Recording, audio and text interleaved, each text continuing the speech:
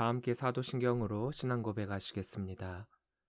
전능하사 천지를 만드신 하나님 아버지를 내가 믿사오며 그 외아들 우리 주 예수 그리스도를 믿사오니 이는 성령으로 잉태하사 동정녀 마리아에게 나시고 본디오 빌라도에게 고난을 받으사 십자가에 못 박혀 죽으시고 장사한 지 사흘 만에 죽은 자 가운데서 다시 살아나시며 하늘에 오르사 전능하신 하나님 우편에 앉아 계시다가 저리로서 산자와 죽은 자를 심판하러 오시리라.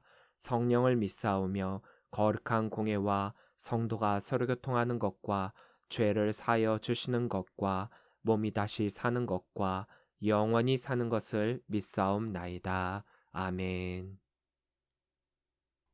다 함께 찬송가 438장 부르시겠습니다.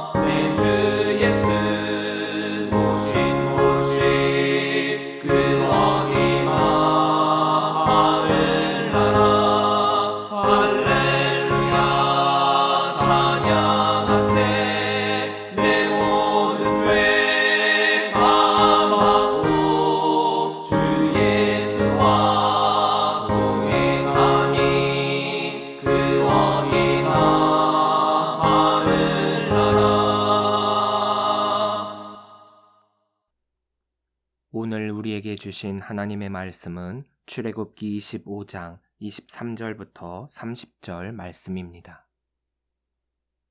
너는 조각목으로 상을 만들되 길이는 2규빗, 너비는 1규빗, 높이는 1규빗만이 되게 하고 순금으로 싸고 주위에 금테를 두르고 그 주위에 손바닥 넓이만한 턱을 만들고 그 턱 주위에 금으로 테를 만들고 그것을 위하여 금 고리넷을 만들어 그 네 발 위 네 모퉁이에 달되 턱 곁에 붙이라.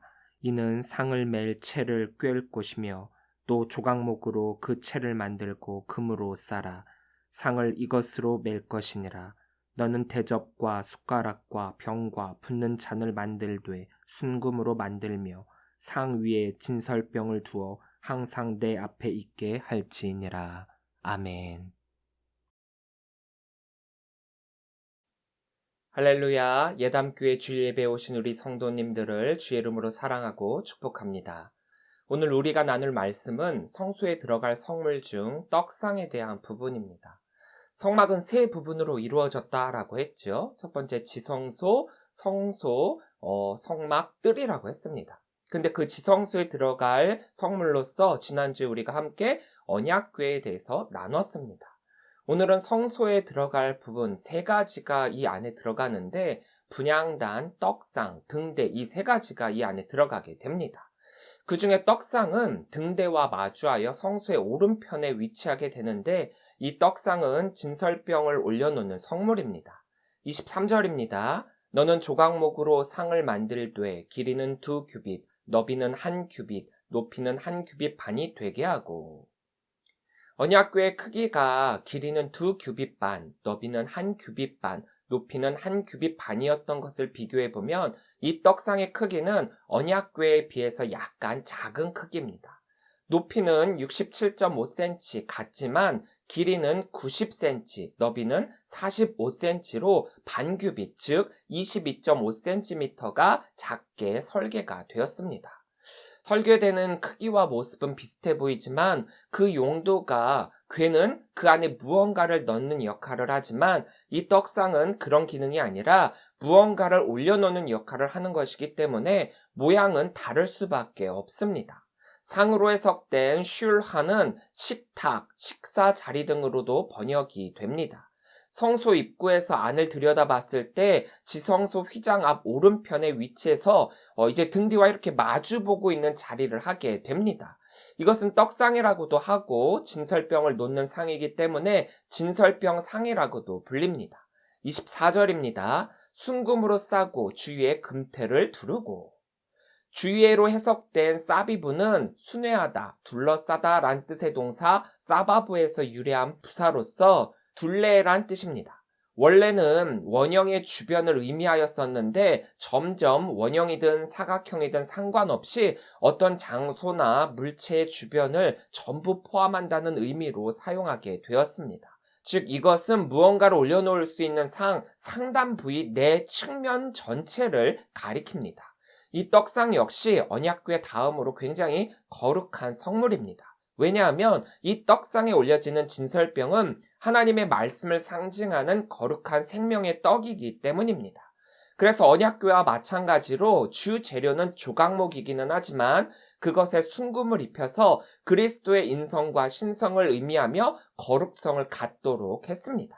25절입니다. 그 주위에 손바닥 넓이만한 턱을 만들고 그 턱 주위에 금으로 태를 만들고. 손바닥 넓이만한으로 번역된 토파흐는 손을 펴다, 펼치다, 뻗다는 뜻의 타파흐에서 유래하여 손바닥 넓이, 즉 한 뼘을 의미합니다. 그러니까 이 손을 이렇게 쫙 폈을 때 이 손 한 뼘, 요게 약 7.6cm 정도가 되는데 바로 이 한 뼘을 말하고 있습니다.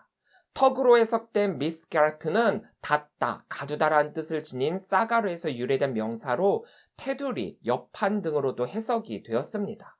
말 그대로 이것은 떡상 주변에 옆판으로 이 테두리를 둘러서 상 위에 올려진 물건들이 아래로 미끄러지지 않도록 미끄러져 떨어지는 것을 방지하는 역할을 했습니다.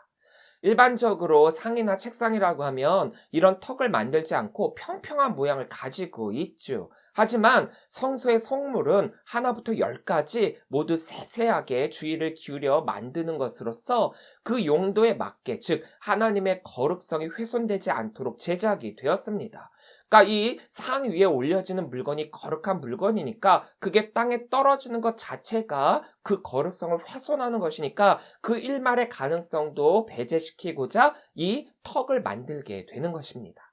26절부터 27절입니다. 그것을 위하여 금고리 넷을 만들어 그 네 발 위, 네 모퉁이에 달되 턱 곁에 붙이라. 이는 상을 맬 채를 꿰을 곳이며. 모퉁이로 해석된 하페오트는 측면, 모서리, 경계, 어귀라는 뜻을 가진 폐하에 정관사 하가 결합된 형태입니다.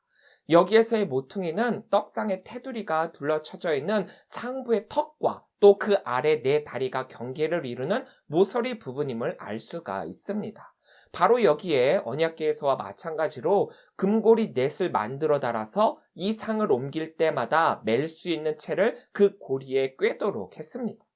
아마도 이 부분이 채를 달아 맬 때에 상의 중심으로 가장 잘 잡힐 수 있는 그런 위치였던 것으로 보고 있습니다. 언약궤와 이 떡상처럼 내 고리를 만들고 거기에 채를 꿰어 맬 수 있도록 만든 성물로는 이 언약궤와 떡상 말고도 분향단과 번제단이 있었습니다.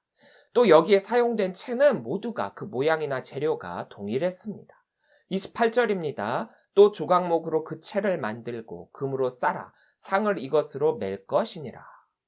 금고리 넷을 만들어서 붙이고 또 채를 조각목으로 만들고 금으로 싼 뒤에 그 채를 이 고리에 넣어서 이동할 때 직접적으로 성물에 손을 대지 않도록 하는 것은 언약궤와 마찬가지로 이 성물 역시 거룩한 것이기 때문에 부정한 사람이 손을 대지 못하도록 이 조각목에 금을 입힌 채를 금고리에 꿰어 이 상을 운반하도록 했던 것입니다. 29절입니다. 너는 대접과 숟가락과 병과 붓는 잔을 만들되 순금으로 만들며. 대접으로 해석된 케아로 타이우는 사발, 접시란 의미를 가진 케아라의 복수형입니다. 그러니까 여기에서 사용된 대접은 하나가 아니라 여러 개이고 진설병을 놓는 용도로 사용된 기구로 보고 있습니다. 숟가락으로 해석된 카포타우는 손바닥이란 뜻을 가진 카프의 복수형에 3인칭 단수 전미어가 결합된 형태로 문자적으로는 그것의 손들이란 의미가 됩니다. 상에 놓는 손이란 의미로 이 숟가락이라고 해석하고 있지만 이것을 다른 번역본에서 살펴보면은 분향용 접시나 납작한 접시로도 번역을 하고 있습니다. 이 성물은 분향을 위해 마련된 향가루를 담기 위한 용도로 사용된 것으로 보고 있습니다. 병으로 해석된 우케소타이우는 둥근 모양의 병을 가리키는 카사의 복수형입니다. 이것은 하나님께 전제 드릴 때 사용되던 술이나 포도주를 보관하는 용도로 사용되었습니다. 붓는 잔으로 해석된 우맥나키오 타이우는 잔, 주발이란 뜻을 가진 명사 메나키트의 복수형에 대명사 전미어와 접속사 와우가 결합된 형태입니다. 이 잔들은 제사의 한 종류인 전제를 드릴 때 포도주나 독주를 담아 쏟아붓는 데 사용되는 잔들로서 떡상 위에 항상 비치가 되어 있었습니다. 30절입니다. 상 위에 진설병을 두어 항상 내 앞에 있게 할지니라. 진설병으로 해석된 레헴 파님에서 레헴은 양식, 음식이란 의미도 있고 여기서는 떡이란 의미로 사용이 되었습니다. 파님은 얼굴이란 뜻을 가지고 있지만 대부분은 임재, 뭐뭇의 앞이란 의미로 번역이 됩니다. 진설병을 직역을 하자면 얼굴 앞에 떡, 임재의 떡이라고 할 수 있습니다.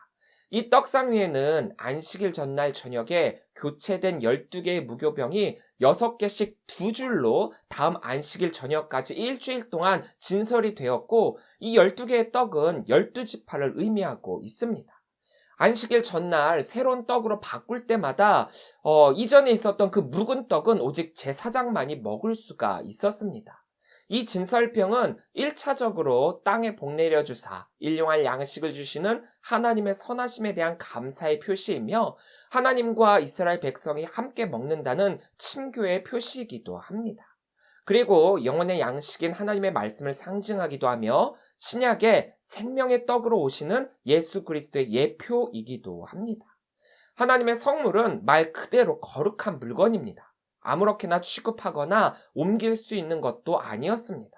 지난번 설교에서 말씀드린 것처럼 하나님께 드려지는 예물은 정성껏 드리고 기쁨과 자원하는 마음으로 드리는 예물이 되어야 한다라고 했습니다. 그것은 거룩한 하나님의 일에 쓰임받는 예물이기 때문입니다. 이 성막 건축을 준비하며 그 성물들을 어떻게 제작해야 하는지 일일이 말씀해 주시는 하나님의 이 말씀들을 들으면서 우리가 다시 하나님을 만날 때 처음으로 돌아가 과연 우리가 하나님을 만나기 전 준비가 되어야 했던 것들이 무엇이 있었는지 다시 한번 기억해 보기를 원합니다. 그때 하나님께서 우리들에게 이렇게 말씀하셨죠. 옷을 빨고 몸을 씻어 셋째 날을 기다리라. 또 하나님의 거룩함이 훼손되지 않도록 그리고 부정함으로 인해서 우리의 생명이 해를 받지 않도록 경계를 정해 그 경계를 넘지 못하도록 했고 우리의 몸과 마음을 성결하게 하라라고 하셨습니다. 이것을 한마디로 표현하자면 곧 하나님과의 만남은 거룩이라는 것입니다. 하나님과의 만남을 이루도록 도와주는 역할을 하는 이 성물 역시 거룩하기 때문에 그 성물을 그냥 일반적인 물건과 똑같이 취급해서는 안 된다라는 것이지요. 물론 어떻게 보면 우리가 일반적으로 사용하는 것들과 이 성물이라고 하는 것들 모양이나 사용 용도에서 크게 다를 바가 없어 보입니다. 하지만 하나님과의 만남에 사용되어지고 하나님의 사역에 쓰임을 받는 것들이라면 그 의미가 세상의 것들과는 다를 수밖에 없습니다. 똑같이 생각하고 사용한다라는 것 자체가 잘못된 생각입니다. 우리는 흔히 교회에서 사용하는 성물을 너무 허투루 사용할 경우가 많이 있습니다. 일례로 찬양팀이 사용하는 마이크를 한번 생각을 해볼까요? 이 마이크는 하나님을 찬양하기 위해 사용되어지는 마이크입니다. 일반 세상 사람들이 노래를 부르는 가수들이 사용하는 그런 마이크와는 그 용도 자체가 다르다라는 거죠. 또 이 마이크를 이어주는 선, 그리고 찬양을 도와주는 악기 등등도 그렇고 예배에 사용되어지는 강대상, 성화, 그리고 디지털 시대를 살아가며 추가가 된 영상 장비 등등도 마찬가지입니다. 모두가 예배에 사용되어지는, 즉 하나님과의 만남에 사용되어지는 거룩한 하나님의 성물입니다.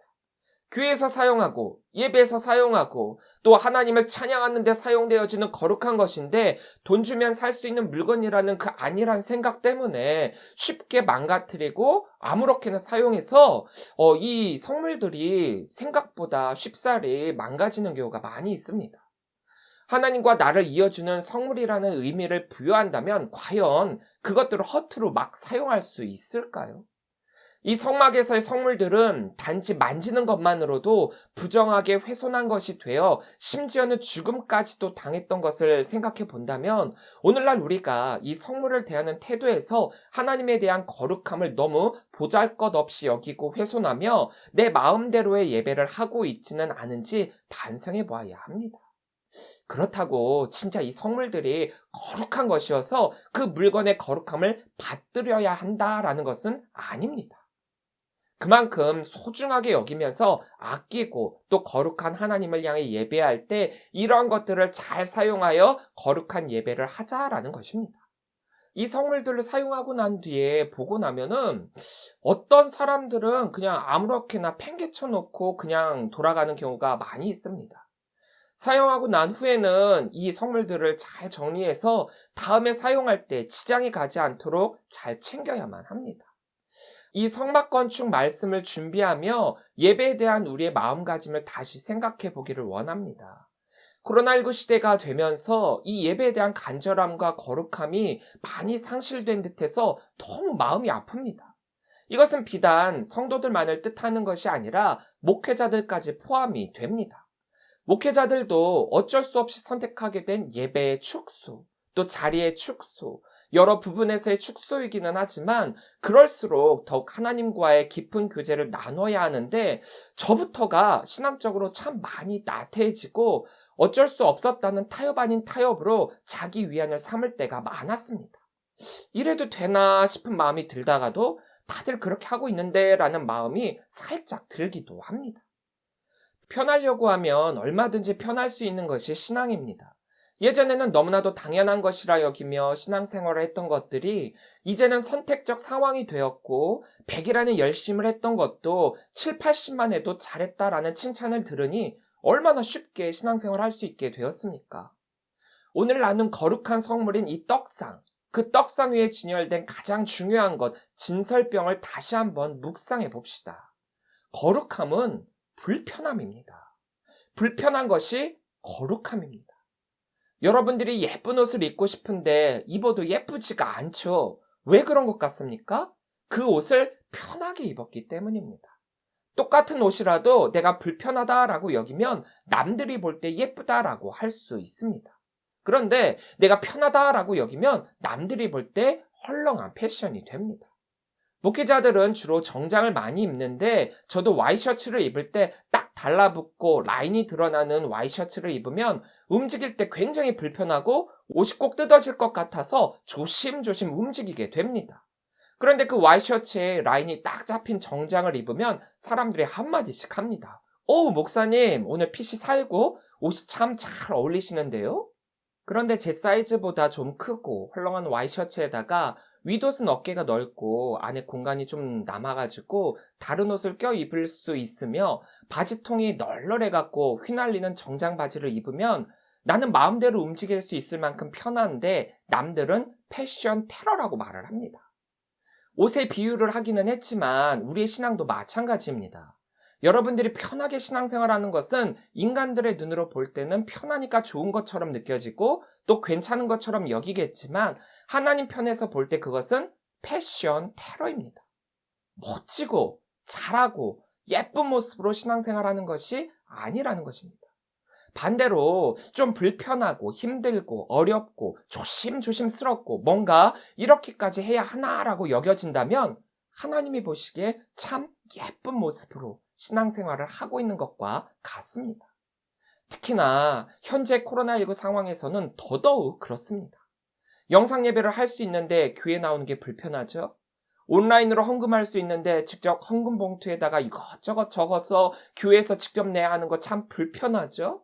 밥은 집에 가서 먹어도 되는데 굳이 교회에서 먹어야 되겠나라고 생각하고 있었던 찰나에 코로나가 터져 교회에서 밥을 먹지 못하게 돼갖고 너무나도 편했는데 이제 위드 코로나가 되고 점점 일상이 회복되어짐을 통하여 갖고 다시 밥을 먹고 하라고 하면 어떻게 하지? 라고 벌써부터 이런 걱정을 하시는 분들도 있습니다.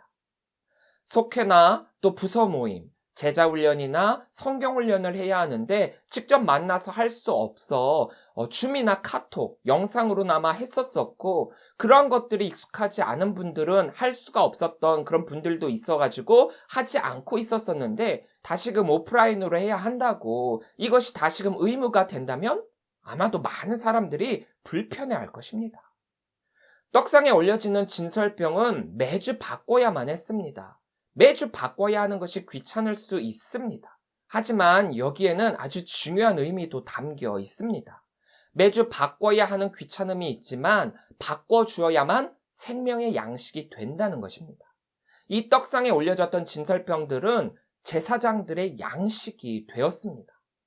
거룩한 하나님의 사역을 감당하는 거룩한 제사장들이 하나님의 상에서 나오는 이 거룩한 떡으로 그 생명을 유지할 수 있었던 것입니다.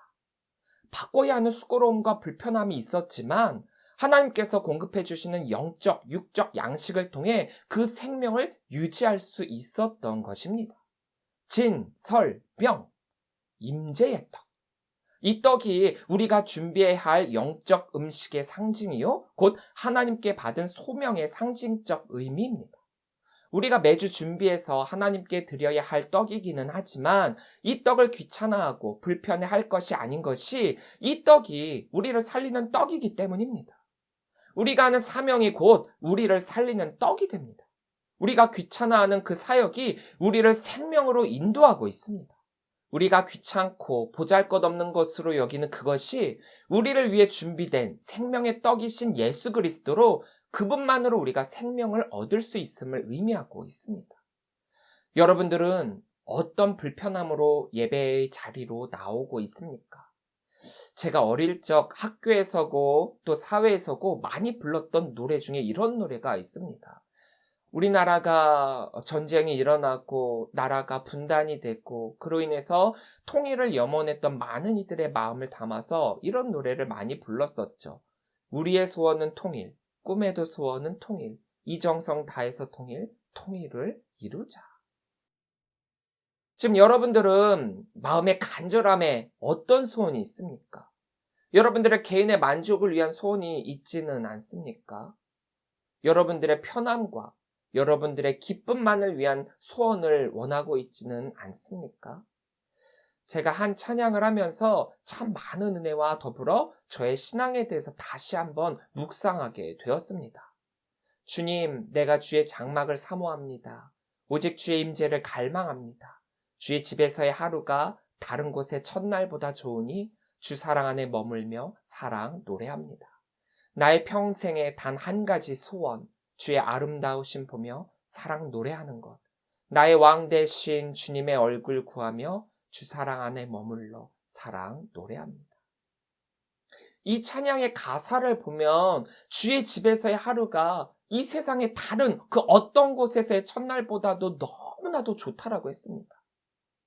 여러분들은 과연 하나님과의 만남이 이 세상의 그 어떤 것보다도 가장 귀하게 여기고 소중하게 여기고 계십니까? 사랑하는 성도 여러분, 하나님이 우리들에게 성막을 지으라 말씀하신 그 말씀의 의미를 되새겨 봅시다. 하나님의 거룩함을 이루기 위해 우리가 어떤 거룩함을 가져야 하는지 다시 한번 묵상해 봅시다. 하나님의 사역을 감당하기 위해 우리가 해야 할 거룩함이 무엇인지 묵상해 봅시다. 하나님께 진정으로 예배하기 위해 우리가 감내해야 할 불편이 무엇인지 묵상해 봅시다. 여러분들의 삶 가운데, 신앙생활 가운데 가장 큰 소원이 무엇인지 우리가 함께하고 있는 이 성막을 통해 깨닫게 되기를 간절히 소망합니다.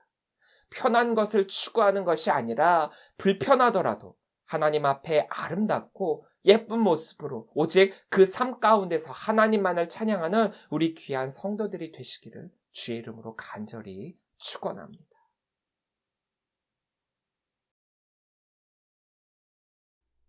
기도하겠습니다.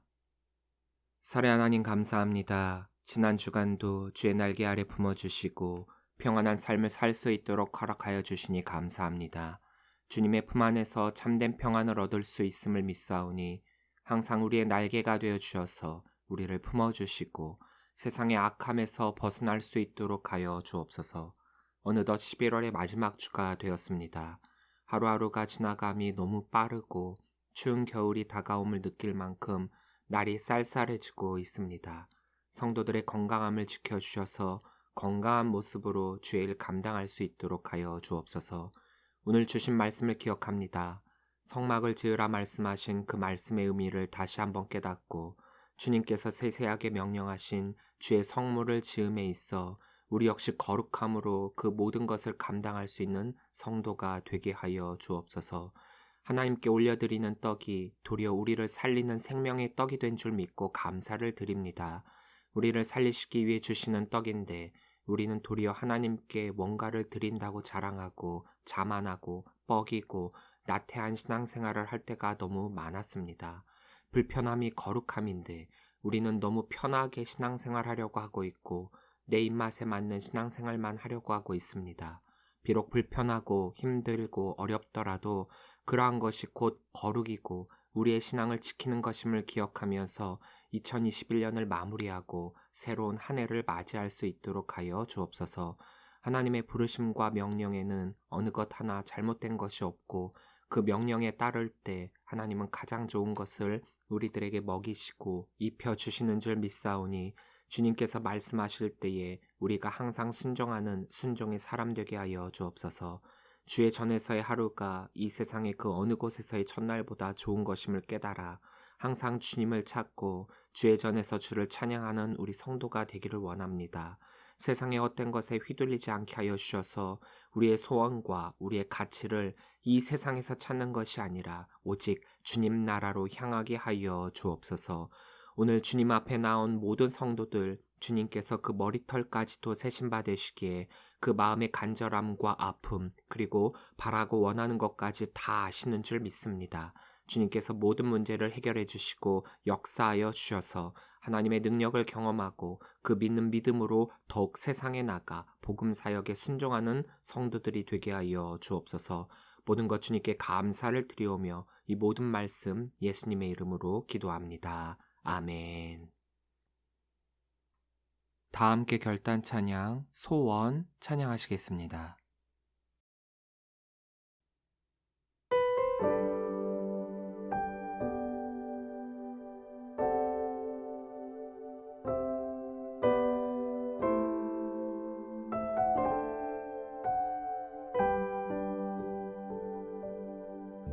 주님 내가 주의 장막을 사모합니다. 오직 주의 임재를 갈망합니다. 주의 집에서의 하루가 다른 곳의 첫날보다 좋으니 주 사랑 안에 머물며 사랑 노래합니다. 주님 내가 주의 장막을 사모합니다. 오직 주의 임재를 갈망합니다.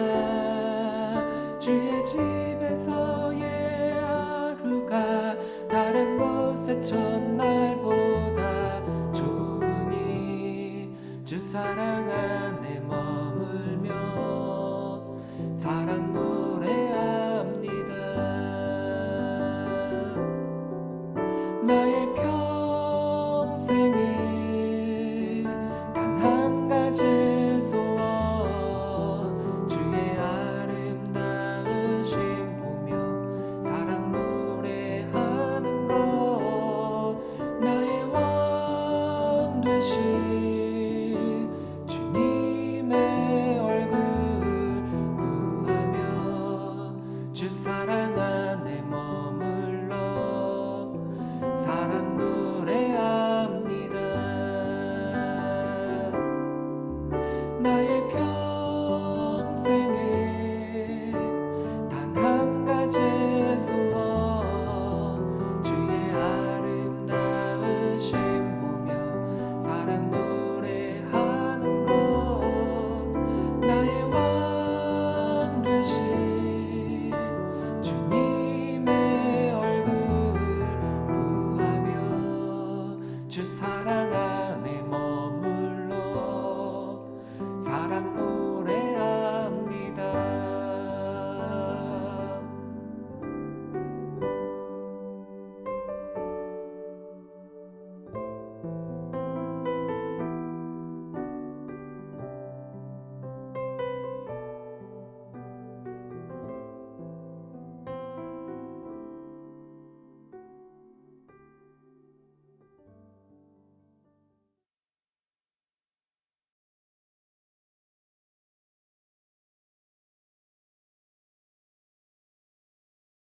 이제는 우리 주 예수 그리스도의 은혜와 무한하신 아버지 하나님의 그 크신 사랑하심과 성령님의 감화감동 역사 교통하심이 하나님께서 주신 귀한 떡 임재의 그 떡을 우리가 받아 먹음으로 말미암아 하나님께 생명을 얻고 또한 하나님께서 주신 그 귀한 사명으로 말미암아 우리가 온전한 삶을 헌신으로 주님께 드리기로 결단하는 우리 귀한 모든 성도들 머리머리 위에 지금으로부터 영원토록 함께 하시기를 간절히 축원하옵나이다. 아멘.